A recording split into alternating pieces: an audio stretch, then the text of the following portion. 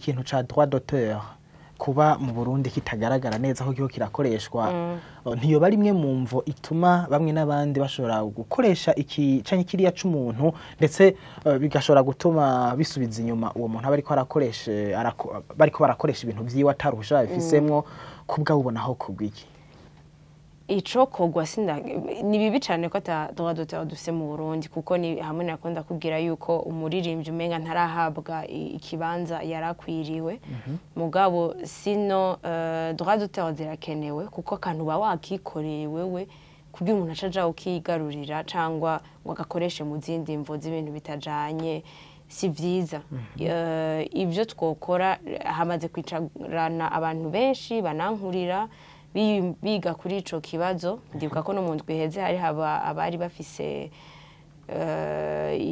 ihuriro ry'abantu bashika kuri 200 ndavyibuka baja kuyaga kuri ico nyene sindamenya ivyavuyemwo ariko nizera yuko vuba dushobora kubitorera inyishu